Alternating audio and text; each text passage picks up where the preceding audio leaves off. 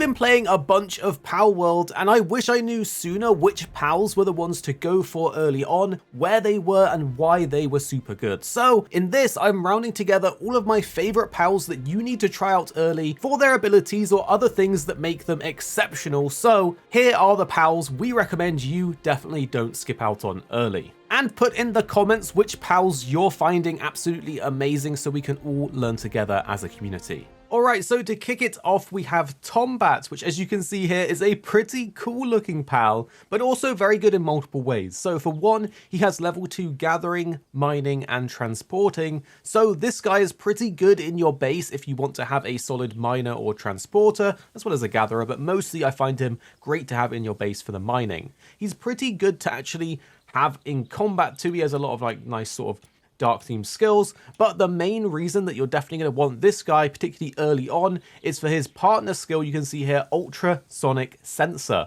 When activated, he'll use ultrasonic waves to detect the location of nearby pals. So what this actually means, if we go over to him, throw him out, first of all, we don't have to use any key items in order to unlock this. He has his sort of partner ability automatically unlocked for free, so he's really great to have. It requires no investment.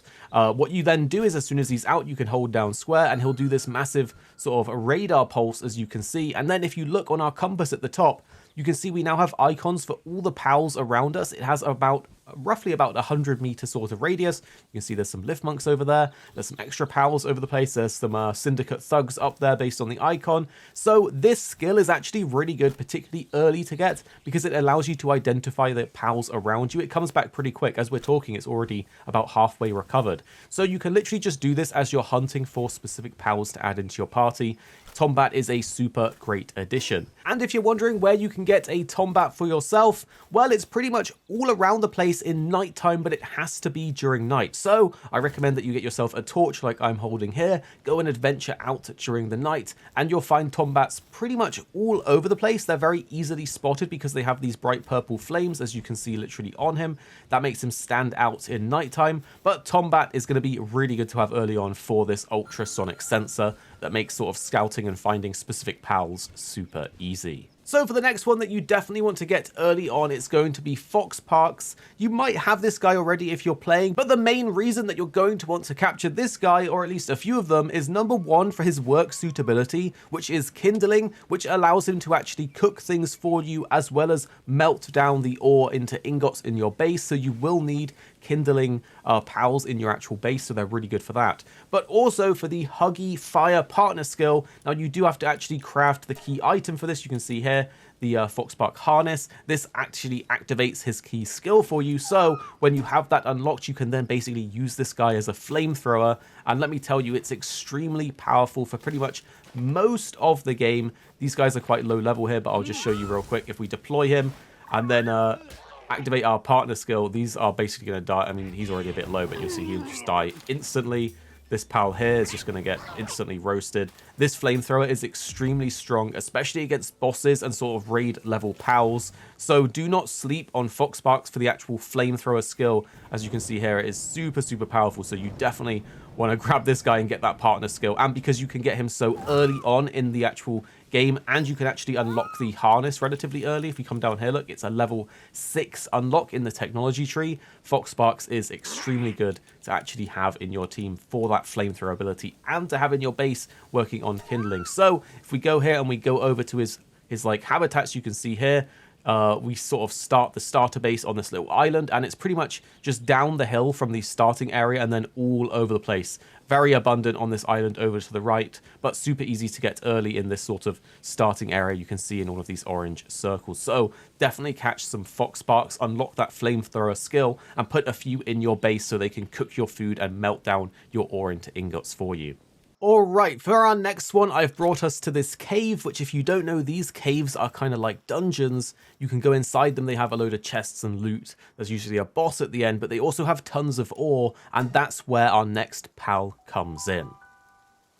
So our next pal on the list is going to be Rushoar. This guy, this boar looking thing, is a pretty plain looking pal, and he only has mining at level 1, so you don't really want him to put in your base. But what you do want him for is for his hard head partner skill, and you can see here it says he has increased efficiency of destroying boulders while mounted. So in the technology tree, just like with the Foxpark, we also have the Rushoar saddle at level 6, pretty easy to make with some leather, some stone, and some paldium fragments. So when you've got that made, like you can see here in my key items, we've got the actual saddle here made. We can throw him out and we can get on him and ride him, and then he has the reckless charge ability, which as you'll see here in a dungeon is super good because there's loads of these ores all lined up. I did a really bad charge there, but if you get used to it, you can hit like 2 or 3 of these all in one run. And you can see here we've got 12 ore, 22 palladium fragments. So by doing this kind of like back to back across ores, it's super efficient to mine them, super fast. You don't start breaking your pickaxe and all that kind of stuff, and it's just dead easy. This is like a must-have for when you eventually go out on these sort of mining runs. Again, the caves, like I'm in here, the dungeons are really good to get loads of ore and different things because they have so many different nodes all sort of stacked up on top of each other. So Rushoar's going to be really, really good simply because of this riding ability. You don't have to do it in dungeons, you can do it anywhere, but you can see here we had 3 nodes there and we just ran forwards and backwards a couple times. I didn't even have good accuracy, and it was super quick and easy to actually grab all of those things. But where do you get Rushoar? He's super easy to get early on. You'll find him pretty much all around the starting area. Once you go down the hill and away a little bit, if we go over to the actual PAL deck, you can see here for his habitat, we'll zoom in a few times, he is pretty much all over the place. If you just go down from the starting island over to this sort of additional area where all these orange circles are. So just venture out a little bit. And again, level 6 is when you can get the saddle. So I advise doing this early, go on a little adventure, capture a couple of them, unlock a fast travel tower, go back to base, make the saddle, and then you don't really have to worry about mining ore ever again because you can just do it while riding this guy. Next up on the list is going to be Lifmunk, because he's absolutely incredible for so many different things. First of all, work suitability, planting, handicraft, lumbering, gathering, and importantly, medicine production. This is one of the few pals early on that will get you medicine production as well as all of these additional things. So just having a bunch of Lifmunks actually in your base is going to be really nice because they can do so much. They can chop down trees, craft your medicine, do handiwork to your normal crafting benches, all that kind of stuff. So you want them in your base, but they also have an incredible partner skill called Lifmunk Recoil, which as you can see there, it says when activated, leaps on the player's head and uses a submachine gun to follow up the player's attacks. And this is extremely powerful, particularly early on, but even throughout pretty much everything I've played so far, it's going to be really, really good for you. Of course, you do have to craft the actual harness, as you can see here, the submachine gun for him, which if we go into the technology tree, you can see it's a little bit further down this time at level 11, but it's so totally worth it. This is an incredibly strong partner skill. So once you've actually got that made, you just deploy him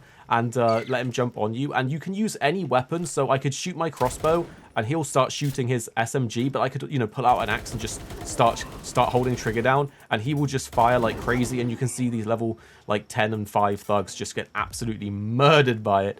You can shoot things like different nodes and things and it will do damage to them. It's not very effective at actually mining or anything like that, but it's more so for killing bosses, killing raid pals and the thugs and the syndicates and stuff like that. This is a super good one to have when you get raided in your base because they all run at you in a line and you can just use the submachine gun to mow them all down. So Lifmunk, definitely a must-have early on.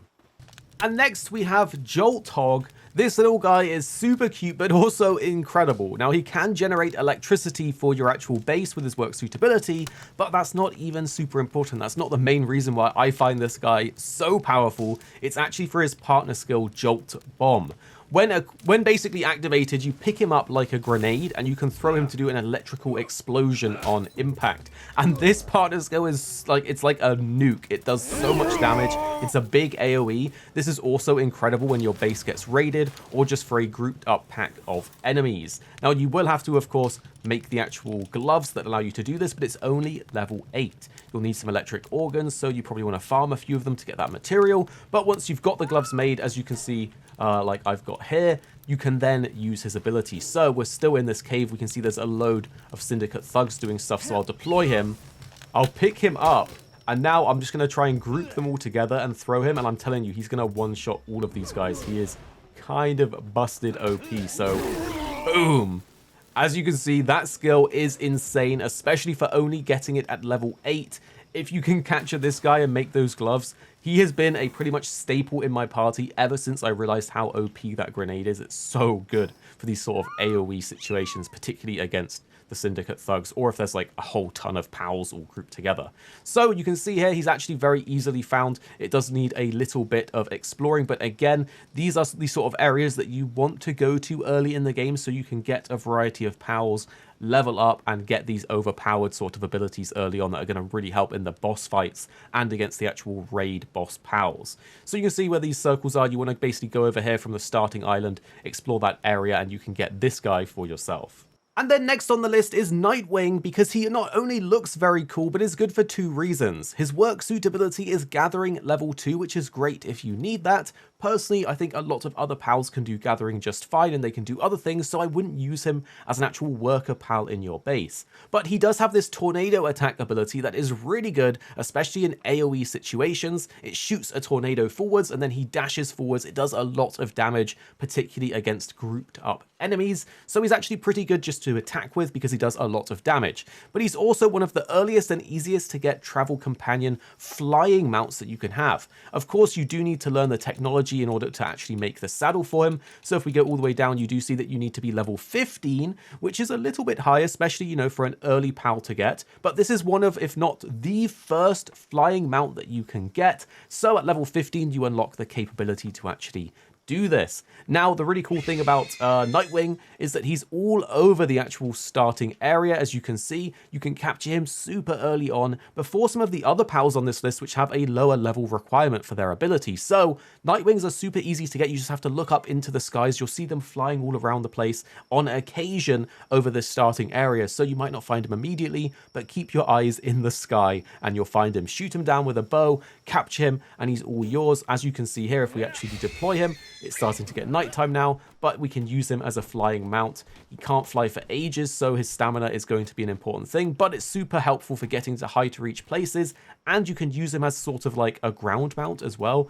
because if you actually ride on the floor, you can see it doesn't use his stamina while flying him, and of course you can sprint, which will be a bit faster, but that will use his stamina. So Nitewing going to be really, really good to have in your party because you can use him as a flying mount very early on, earlier than some of the other flyers in the actual game. Now, next we have Daedream. Not only does this pal look pretty cool, but they have a special effect that is absolutely insane. It's going to help you out loads if you choose to do this. His work suitability is handiwork, gathering, transportation, so they're okay to have in your base, but really you want them because of their partner skill, Dream Chaser, which, as you can see here, it says while in team, appears near the player and will follow up the player's attacks with magic bullets. So as you can see here, if you put basically 4 or even 5 of them in your party and you unlock the prerequisite thing in order to use his ability, which here you can see is a level 8 unlock, so very, very early on. You can see in the key items you will need to make it, like I have here, the necklace. Then by having them in your party, they will just come out and help you in battle. As you can see, they're floating around me because that is their special ability. You put them in like the secondary slots and they always join you in battle. So what this means is if you have something like a Arekkz as well here, which if we look at Arekkz' special ability, he has the Dark Knowledge, which while in team increases the attack power of Dark Pals, which by the way, all of these guys are dark. We have a sort of insane WOMBO combo where we can have all of our pals out and attacking with us at the same time with juiced up dark attack thanks to Arekkz' special ability here.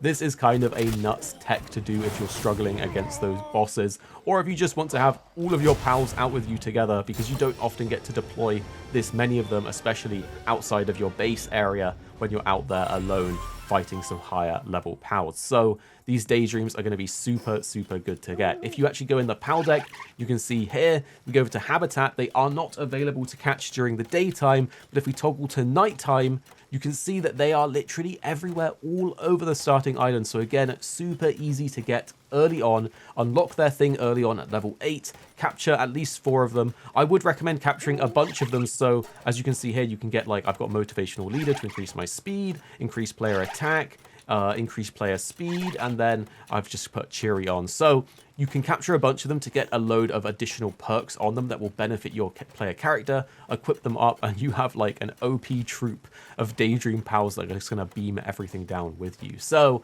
that is our list of most overpowered pals you need to try early on. They have some really good abilities. These have been the staples, my go-tos for pretty much the whole game since I caught them and realized what exactly they do. If you have any pals that you know are really, really good, tell us in the comments. We can all learn together. Thank you for watching, guys. We might have more Palworld videos coming your way soon, so stay subscribed, and we'll see you next time.